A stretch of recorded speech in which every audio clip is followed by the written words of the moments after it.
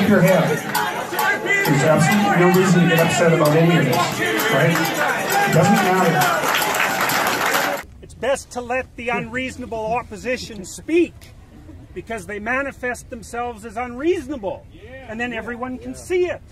And so that's part of the reason that you want free speech, right?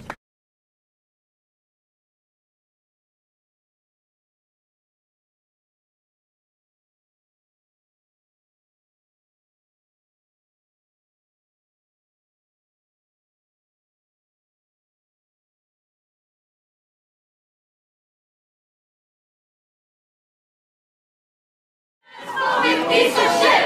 Transphobic piece of shit! Transphobic piece of shit! Transphobic piece of shit! Peterson! Peterson! Peterson! Peterson! Peterson! Peterson! Transphobic piece of shit! Transphobic piece of shit! Transphobic piece of shit! Transphobic piece of shit! Against marginalized communities. Trans people do not hate. Piece of shit! Transphobic piece of shit! Transphobic piece of shit! Transphobic piece of shit! Transphobic piece of shit! This is where we draw the line! This is where we draw the line! This is where we draw the line! This is where we draw the line! Where we draw the line! This is where we draw the line! Let him speak! Let him speak! Let him speak! Let him speak! Let him speak! Let him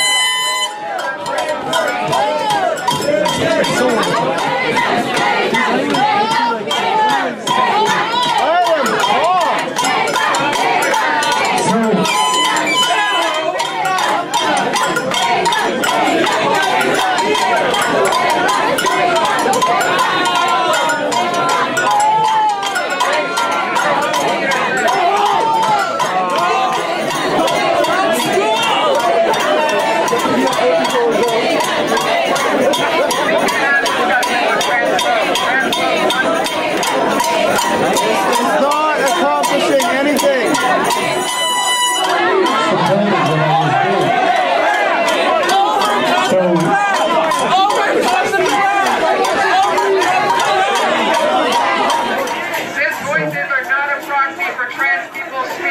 So one of the things that I would ask all of you in this room is to think hard before Fight you... for trans liberation. Do not listen to Jordan Peterson and his transphobic bigotry. Activists act for the groups that they purport to represent, because they don't.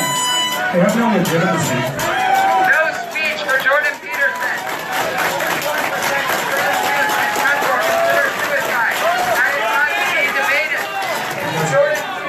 This is absolutely pathetic. You know?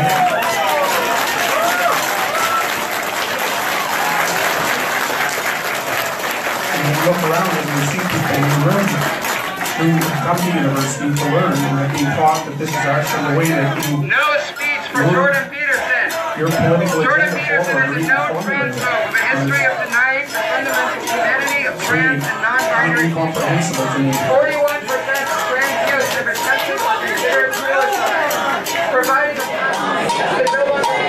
The other thing that you might think about, those of you who come to listen, is that this will undoubtedly be broadcast on YouTube, and there will be hundreds of thousands of people watching.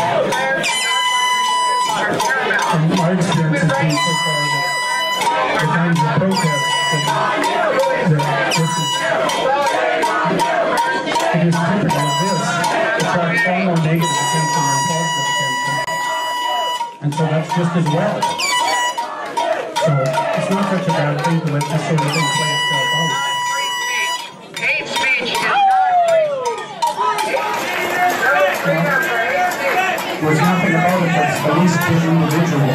Shame on Jordan Peterson. Shame on Overcome the Gap for providing Peterson a platform. Shame on the provide transphobic bigotry a platform.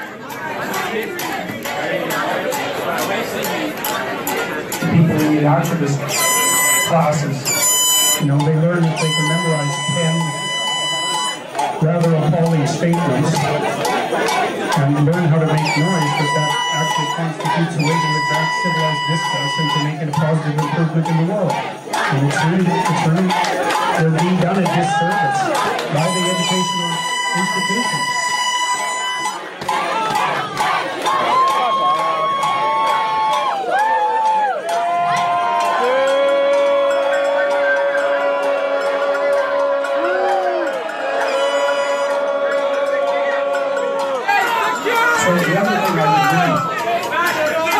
I would really recommend too is like keep your head. There's absolutely no reason to get upset about any of this, right? It doesn't matter. I've had a lot of chance to speak on. I'm not in any danger of being silenced. You really want to make sure that you don't let people who are causing trouble provoke you to become stupid.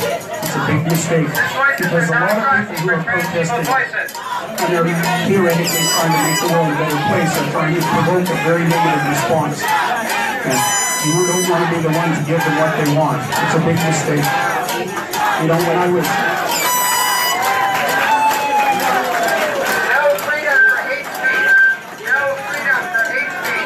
When I was at the free speech rally in Toronto, you know, a lot of people have watched that online now. And it got pretty tense. And if anybody that was there to promote free speech had made a mistake and done something aggressive or violent and had it been filmed and broadcast on YouTube, all of this would turn out very differently. And so when you're in a tense situation like this, you really have to watch what you do, because what you do can be magnified greatly and cause a rippling effect out into the broader society. And you don't want to be. Yes, you're in that trouble. You don't want to be the person who brings that about. 41% of trans youth has or considered suicide. No freedom at all. No freedom is no freedom at all. Free speech matters. Free speech matters. Free speech matters. Free speech matters. Free speech matters. Free speech matters.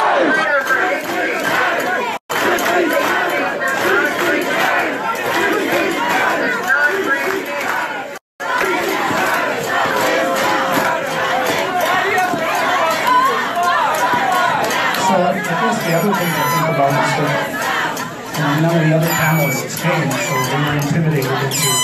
They cannot participate because of your reputation.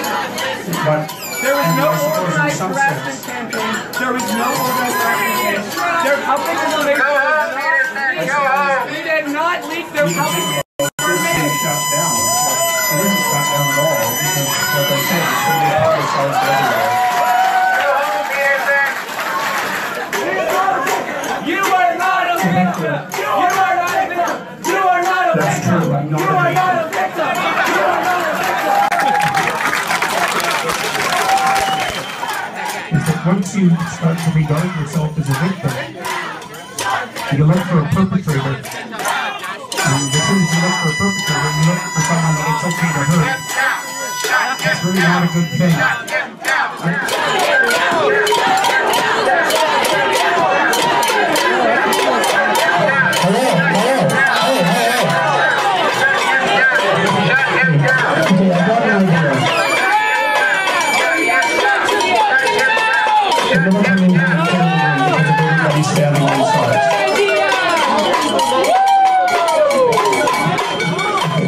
So what I would recommend, perhaps, is that all of you who want to hear me talk, go outside, and I'll come outside and talk to you. And then take it peacefully, and then whoever wants to stay on these sides can. But they're going to close this down, so let's try that, okay? If you're faced by unreasonable opposition, it's best to let the unreasonable opposition speak, because they manifest themselves as unreasonable, and then everyone can see it. And so that's part of the reason that you want free speech, right? Is you want people... I think we're better. Well, at least they're at the back of the crowd this time. Anyway, come on, let's sort of insulate Dr. Peterson. Good idea. Security's not helping. Sorry. No, and security can't help, you know, because no matter what... This is not their job. Well, and no matter what they do, they're wrong. Right. If they let things go on, then they're wrong. And if they intervene and they cause trouble for any students, no matter who the students are or what they're doing, they're wrong then too. So... Shut the fuck up! Guys, don't shout this. Guys, don't get in fight. It's okay, listen. He's just about hoarse. That's true. He's going to take care of himself soon enough. All right, so I can tell you a little bit about why I was opposed to Bill C-16. And there's a variety of reasons. I think the most important one is that it's the first piece of Canadian legislation that's ever been put forward that actually requires people to use a particular set of words. Now, there is other legislation that does govern to some degree what you can't say. So, for example, you can't incite a crime, and that's perfectly logical. It's a reasonable restriction on free speech. But we've never had a piece of legislation ever that would require you to use a certain kind of vocabulary. And regardless of what that vocabulary is, and the fact that it happens to be about transgendered terminology, hypothetically, is almost beside the point, as far as I'm concerned. You know, this all focused on this particular issue, and it had to focus on some issue. But this isn't the issue that's at the bottom of it. It's just that complex things manifest themselves in very particular locations, and this just happens to be the location that this is manifesting itself in. And finally, you can see too that the vast majority of people, for example, men who are biologically male, who present themselves as male, or who identify as male, who present themselves as male, are also heterosexual. 95% of them, perhaps 98% of them. Excuse me, sir. Sorry, I just had a question. I believe it was explicitly stated to you that you should be staying off of those topics. We kind of want to hear your views on free speech, but we don't want to hear your views on gender identity and stuff. I thought it was made clear to you. Yeah, we're no longer in that event now. Yeah. We're outside.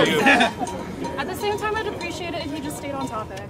I don't really think it's up to you to decide that. Yeah. So, anyways, I can tell you a little bit about why these attempts to shut people down are being made, because you need to know this. So,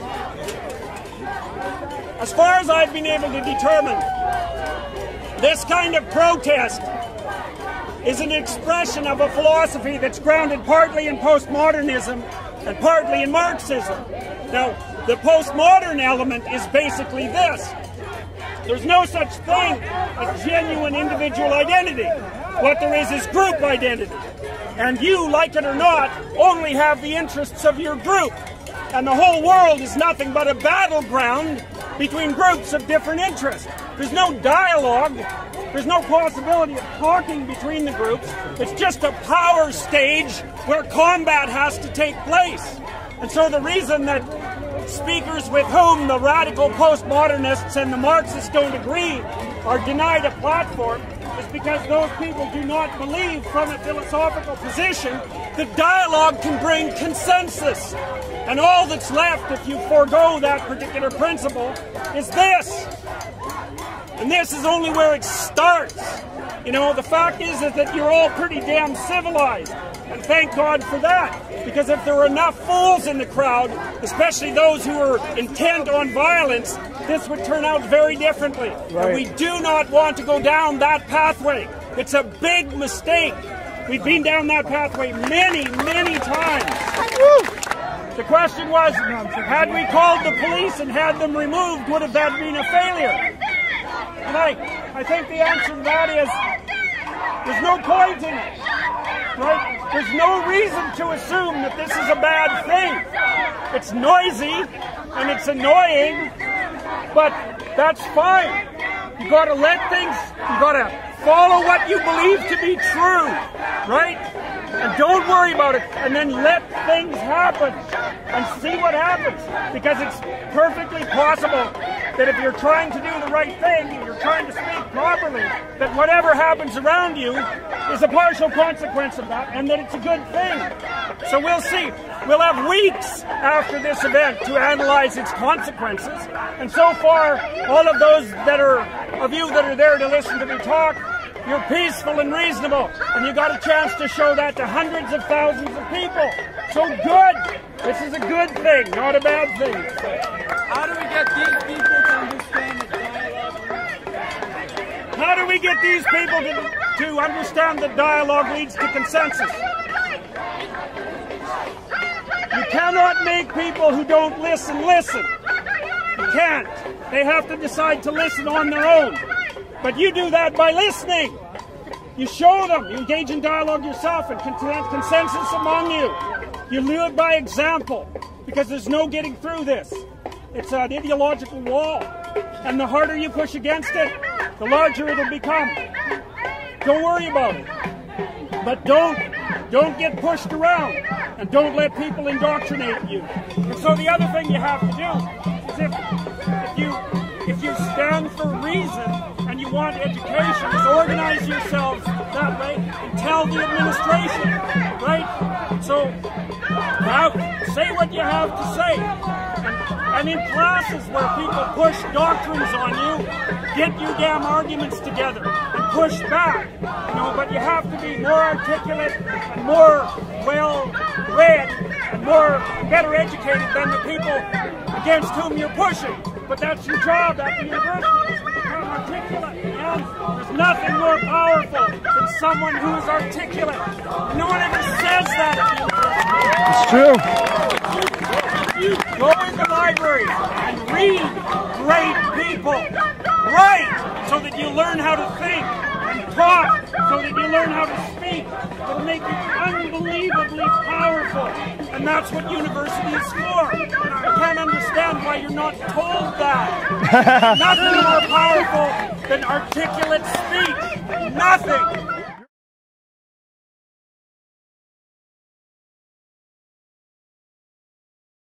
Keep your head. There's absolutely no reason to get upset about any of this, right? It doesn't matter. It's best to let the unreasonable opposition speak, because they manifest themselves as unreasonable, and then everyone can see it. And so that's part of the reason that you want free speech, right? Transphobic piece of shit! Transphobic piece of shit! Transphobic piece of shit! Transphobic piece of shit! Transphobic piece of shit!